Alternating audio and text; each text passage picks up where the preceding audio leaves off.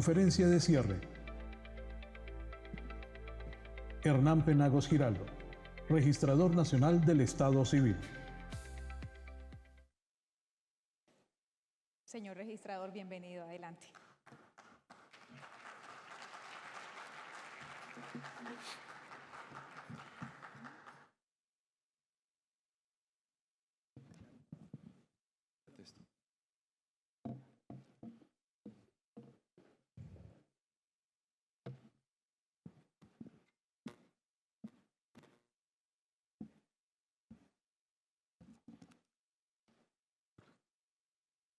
Bueno, muy buenos días para todas y todos los asistentes.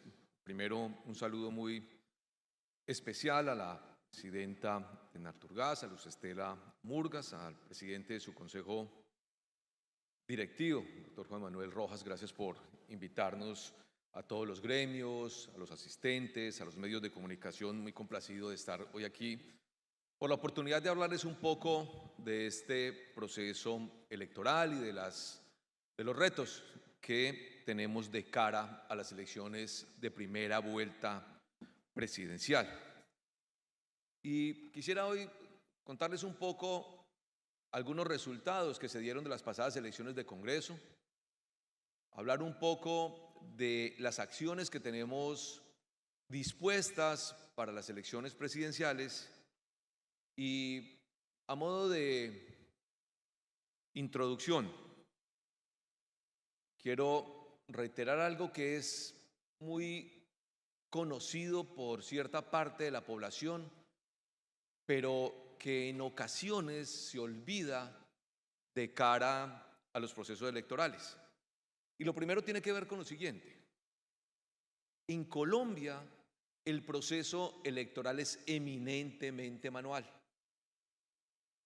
Y quiero destacarlo porque el hecho de que el proceso electoral colombiano sea manual, tenga tanta incidencia manual, es un elemento determinante para despejar muchas de las dudas que las narrativas, las redes y la desinformación generan frente a él. Y cuando digo que es evidentemente manual, tiene que ver con varios elementos, pero dos en concreto. El primero, que los votos son físicos. Ustedes al ir a votar toman una papeleta y hacen ejercicio de su derecho al voto. Pero más importante que eso, las actas electorales, que técnicamente las llamamos E14, son también físicas y manuales. Es decir, de toda la trazabilidad del proceso electoral, hasta la difusión de los resultados y la transmisión que lleva a cabo la registraduría, queda evidencia física, que puede ser constatada y constatable tanto por los auditores, por los partidos, por los jueces de la República sobre el proceso electoral. Cualquier información, cualquiera, que difunda la registraduría, está soportada y puede ser contrastable con las actas electorales de cada una de las mesas de votación del país. Son cerca de 126.000 mesas, por ejemplo, las que se instalaron en las elecciones de Congreso de la República. Todas esas actas electorales de cada una de esas mesas fueron publicadas, digitalizadas y publicadas. Y cualquier persona, pero organización, partido político o candidato puede constatar con los datos que divulga la registraduría con cada una de esas actas electorales. Si en Colombia nuestro proceso electoral fuera electrónico, por ejemplo, o digital, sí pudiéramos hablar mucho más de circunstancias derivadas con los software.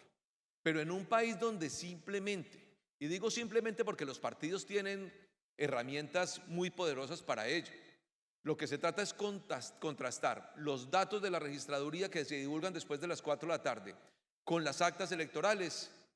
Yo puedo decirles que ese procesamiento no es más que la manera de consolidar cada uno de esos datos. Y esto es muy importante señalarlo porque a partir de las 4 de la tarde, cuando inicia el preconteo, lo que se conoce como datos preliminares, esos datos se van transmitiendo vía telefónica, pero al mismo tiempo se van publicando las actas electorales para que la gente pueda verificar unas y otras. El preconteo en Colombia es el más ágil de Latinoamérica y se los aseguro.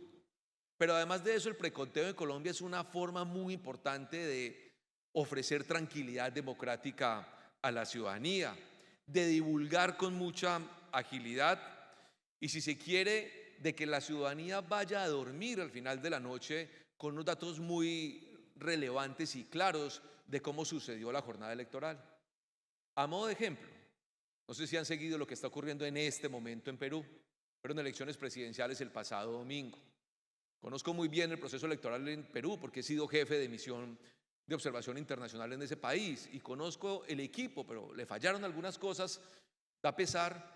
Pero si ustedes revisan, por ejemplo, lo ocurrido en Perú, encontraron varias cosas. Entrega de material electoral tarde, mesas donde no llegó el material electoral y los datos preliminares que aquí se publican pasados unos minutos del cierre de las elecciones. El primer boletín se publicó a las 3 horas. El día martes eran las 10 de la mañana y se había publicado el 30% de toda la información de preconteo. Aquí nunca ha pasado una circunstancia de esas. En pocas horas, el 100%, por lo menos el 99.5% de la información se publica. El proceso electoral en Colombia es un proceso que, claro, que requiere mejores, como cualquier proceso, pero tiene unas características muy importantes de fiabilidad. Y la primera de ellas tiene que ver con el hecho de que son múltiples los actores que participan en el proceso electoral. Jurados de votación, ciudadanos del común, algunos de ustedes lo han sido, 860.000, que hacen la tarea más importante, contar los votos y diligenciar a mano las actas electorales. Aquí va a haber mucho ingeniero industrial. Ese es el inicio de la cadena de producción que termina en la declaración de unos resultados. Esas actas electorales son las que terminan pasando por una serie de filtros para declarar un gobernante futuro. Por tanto, ese momento de la mesa de votación, que no lo gestiona la registraduría, sino jurados de votación, es absolutamente determinante y lo hace la ciudadanía. Al frente de testigos electorales, de observadores internacionales y de autoridades. Y yo destaco estos elementos porque a veces perdemos de vista y nos entretenemos con códigos fuentes o nos entretienen con algoritmos, con software, cuando la realidad para verificar los datos de los resultados electorales es otra. En estas pasadas elecciones ocurrieron circunstancias muy importantes, muy cortas, las voy a destacar. La primera de ellas, que debería estar la nación, todas las autoridades, si se quiere, vanagloriándose de ellas, pero que se nos ha olvidado un poco por la polarización política. Aumentó cerca del 3.58 la participación en Colombia. 3 puntos y medio mayores de participación es descomunal. Cualquier autoridad hablemos de Latinoamérica, hace esfuerzos monumentales para aumentar siquiera medio punto de participación, porque generalmente esos datos son estáticos. La participación en todas las naciones nuestras, y hablo de Latinoamérica, es prácticamente la misma en cada país. Pues en Colombia aumentamos 3 puntos y medio de participación. Eso es una forma un poco de reconocer los valores democráticos y el ánimo de la ciudadanía frente a este sistema y frente a este proceso electoral. Pero además de eso ocurrieron fenómenos interesantes. Por ejemplo, los votos nulos bajaron de 740.000 a 570.000. Es decir, casi 200.000 personas, casi 200.000 de esos votos se redujeron respecto de los votos nulos. Eso puede decir muchas cosas, que la ciudadanía cada vez tiene más claridad de la forma como votar, que la ciudadanía cada vez ve más amigable el proceso y la forma de votación y las actas electorales o los tarjetones. Es decir, son elementos que ante cualquier circunstancia de estudio son muy importantes para ver la salud de la democracia en Colombia. El preconteo del que les hablaba hace unos minutos. Como nunca, el preconteo versus el escrutinio y la digitalización llegó al 99.8%. La desviación en Colombia ha sido en promedio del 5%, es decir, la diferencia entre preconteo y escrutinio ha sido del 5%. En esta oportunidad fue de menos del 1, del 0.2, 99.8. Luego eso, ¿qué quiere decir? que todo el proceso desde la mesa de votación hasta el proceso de preconteo y de software fue absolutamente idéntico. Y por eso hoy ya se llevó a cabo el escrutinio, se entregaron las actas, las credenciales de Cámara de Representantes, y el Consejo Nacional Electoral está llevando a cabo el proceso de consolidación de resultados y escrutinio de Senado. Esas narrativas de que había que reclamar todas las mesas en Colombia, pues no ocurrió. Y no ocurrió simplemente porque las actas fueron bien diligenciadas y porque el preconteo fue exacto a esas actas. Esas narrativas de reclamar cada una de las mesas, de las 125.000 y pedir reconteos por todos lados en el país, nunca se dio, porque fue un proceso desarrollado de manera eficiente. Y aquí hay que agradecerle a los jueces y a los ciudadanos de Colombia que apoyaron el proceso como jurados de votación. En el caso de Presidencia de la República, les quiero dar algunos datos importantes. Y cuando les hablaba del preconteo, que tuvo una eficiencia bien importante, quiero destacar lo siguiente: a pesar de cerca de hasta 300 millones de intentos de ataques cibernéticos a toda la infraestructura de la registraduría, y más de 30, todo está documentado en la Fiscalía, más de 30 suplantaciones de la página de la registraduría para que la ciudadanía, digamos, un poco se desorientara de la información pública de esta entidad. Es decir, los desafíos no han sido menores. Hemos tenido que enfrentar muchos de ellos, pero la registraduría está muy preparada para todas esas tareas. Este es el dato del censo electoral. Puede moverse un poco porque estamos terminando de cerrarlo, de la ciudadanía y de las personas invitadas o convocadas para votar en las elecciones de presidencia de la República. 41.569.000 personas será el censo electoral, poco más de 21 millones las mujeres y 20 millones de hombres.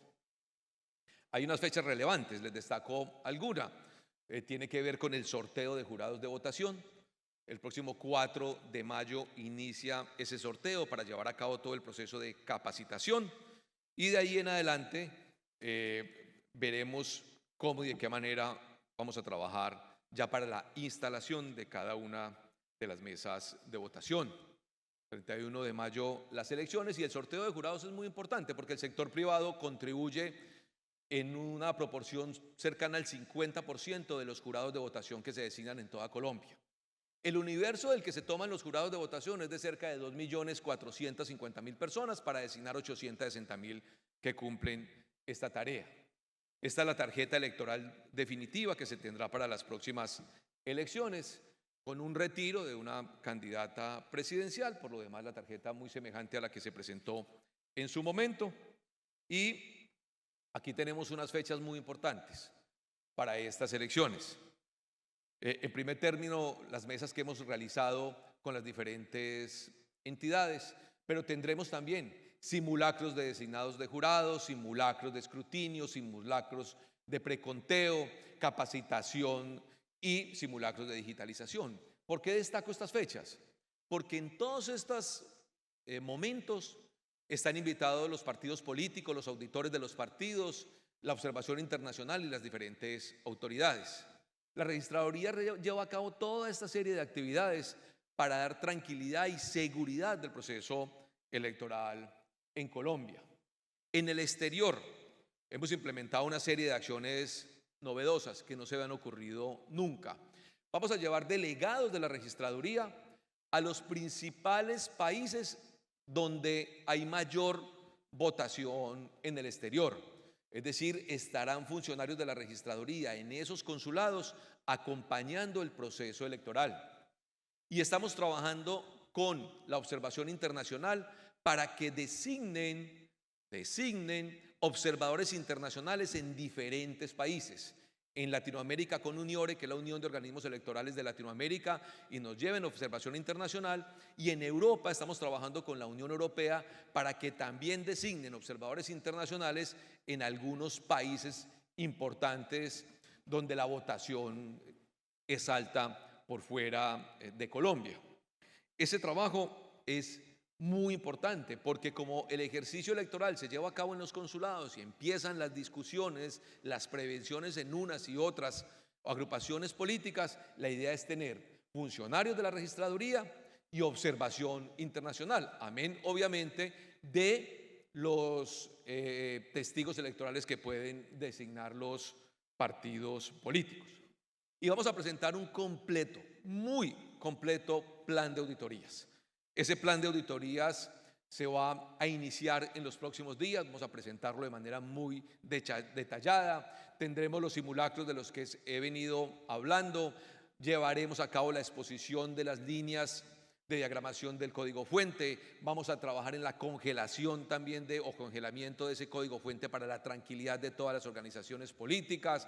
La exposición de ese código en las salas de auditoría será de cerca de 2 semanas, suficiente. Cualquier experto en estos temas puede dar fe de que es un tiempo suficiente para que los auditores de los partidos, la observación y las autoridades puedan evidenciar la fiabilidad de esos códigos fuente y de esos software. Inclusive invitaremos a los partidos políticos y a las diferentes organizaciones a las pruebas de carga y estrés de cada uno de los componentes. Es decir, vamos a abrir todo el proceso electoral desde lo tecnológico para que los auditores, los partidos, las campañas, los candidatos, la ciudadanía, los observadores puedan estar presentes en cada uno de estos momentos determinantes en relación con el proceso electoral en Colombia. Y yo quiero destacar diciendo un par de cosas adicionales. Tenemos preocupaciones, sin duda, y sin duda hay riesgos en este proceso electoral. El pasado proceso electoral fue eficiente, se llevó a cabo de la mejor manera. La Unión Europea y la observación internacional destacó la alta eficiencia del proceso electoral y señaló que lo visto en Colombia es un ejemplo de voluntad ciudadana al servicio de la ciudadanía. Y afortunadamente, unas elecciones que son difíciles, pudimos gestionarlas con el apoyo de tantas autoridades de la mejor manera. Pero claro que hay riesgos para las elecciones de primera vuelta presidencial. Por eso yo a veces no entiendo por qué algunos quieren apostarle al fracaso del proceso electoral. ¿Por qué después de unas elecciones llevadas a cabo con juicio, ordenadas, con participación de millones, y digo de millones porque fueron 860.000 jurados, más de 1 millón de testigos, 9.600 jueces, observación internacional, unas elecciones vigiladas desde la primera mesa hasta la última en cualquier rincón de Colombia, y además de ello unas elecciones realizadas con alta eficiencia, aún algunos quieran apostarle al fracaso del proceso electoral. Y no se entiende a veces que apostarle al fracaso del proceso en Colombia es golpearse a sí mismo, es golpearse como nación, es degradar la misma democracia. Entre todos debemos gestionar las elecciones. Si bien la registraduría y el Consejo Electoral son la autoridad que ponen, si se quiere, la puesta en escena del proceso electoral, el buen suceso de un proceso electoral es responsabilidad de todas las instituciones. Es responsabilidad de la fuerza pública para garantizar seguridad, de los órganos de control para que los recursos se inviertan bien. Es responsabilidad del gobierno nacional, haciendo que todo el proceso democrático sea absolutamente libre. Y yo aquí sí, sin duda creo que hay riesgos, y esos riesgos tenemos que no solamente evidenciarlos, sino mirar cómo se gestionan para que la ciudadanía pueda votar de manera libre. Y el primero de ellos es el que tiene que ver con las garantías de seguridad. Aún tenemos 104 municipios en Colombia con riesgo alto, donde puede que la ciudadanía tenga derecho a ejercer el voto, pero no estamos tan claros que pueda hacerlo de manera libre. Y uno de los principales elementos del derecho al voto es la libertad en la toma de decisiones, pues hay que trabajar muy fuerte en eso. Acabo de llegar de Riohacha, llevaba un par de días haciendo jornadas de identificación a niños y niñas, porque en Colombia aún hay miles de jóvenes y niños que no tienen un registro civil de nacimiento y mucho menos una tarjeta de identidad. Y vengo de Riohacha y me encuentro en este par de días un cabecilla de un grupo armado ilegal intimidando a la población, confinando a la población de Riohacha 2 días, donde no había servicios en Riohacha, donde no había comercio en Riohacha por una intimidación de un cabecilla de un grupo armado ilegal. Claro que eso debe preocuparnos, y debe preocuparnos porque imagínense la capacidad que puede tener un delincuente de estos de coacción frente a la ciudadanía para ejercer los derechos políticos. Hablé con la fuerza pública, están trabajando muy fuerte y están con mucha determinación recuperando, siguiendo a estos grupos que tienen intimidado a esa ciudad. Pero no es un tema menor, es un tema en el que tenemos que ocuparnos todos. Y la fuerza pública, yo debo destacar, hace su tarea de la mejor manera. Pero aquí tenemos que evidenciar esos hechos para que la ciudadanía no tenga alteraciones el día de elecciones, como lo que está ocurriendo hoy en Riohacha y en Uribia. Por eso insisto, se trata de lograr que se instalen todas las mesas y los puestos de votación en Colombia y que la ciudadanía pueda votar. Pero más que eso, que la ciudadanía pueda votar de manera libre, que es el elemento principal del derecho al voto. Y en eso tenemos que trabajar con fuerza. Y un segundo elemento, además de las garantías de seguridad, que nos inquieta y que ustedes son, digamos, claves en este proceso, tiene que ver con la desinformación. La desinformación es una amenaza global, genera serias dificultades a la democracia, a la libertad, genera serias dificultades a la estabilidad de los estados. La desinformación, ven ustedes, hoy genera unas narrativas muy complejas. Cuando terminaron las elecciones de Congreso hace ya unas semanas, como les decía, unas elecciones bien gestionadas, durante esos días siguientes había unas narrativas de desinformación que ninguna de ellas se cristalizó. Que están haciendo no sé dónde, que los escrutinios en otro lado estaban funcionando de tal y tal manera, publicaron videos, hasta los jueces de la República tuvieron que presentar comunicados exigiendo respeto porque estaban trabajando de manera juiciosa y seria. La desinformación hoy en Colombia tiene unos niveles que están escalando mucho más de lo que estábamos acostumbrados en el pasado. Ninguna entidad en Colombia, y mucho menos la registraduría, está preparada para esos niveles de desinformación en redes sociales. La registraduría no tiene, se dice, bodegas ni influencer. No, la registraduría es inerme frente a esos ataques que se ven en las redes sociales. Y yo quiero llamar la atención porque el problema de la desinformación es que en Colombia genera violencia. El problema de la desinformación es que no ocurre como en otras naciones de Europa y de pronto algunas de Latinoamérica, donde genera discusiones importantes. No, en Colombia genera muerte. Yo nunca me canso de contar la historia de Gamarra, donde un simple WhatsApp de un dirigente político que le dice a otras personas que van a hacer fraude en las elecciones del municipio de Gamarra, y ese le dijo a otros y terminaron 300 personas yendo a la registraduría, incendiando la registraduría, quemando viva a una mujer, una segunda con el 70% de su cuerpo quemado y otra tercera en estado vegetativo, por un simple WhatsApp. La desinformación a los niveles en los que lo estamos viendo hoy en Colombia no existía precedente en el pasado. Y piensen ustedes, por ejemplo, cómo se llevaron a cabo las elecciones en años anteriores.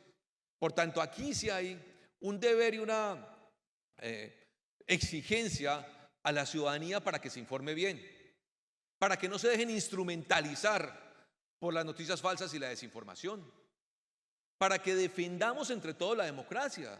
Hoy en el mundo, 4.000 millones de personas viven en estados que son autoritarios o cerca al autoritarismo.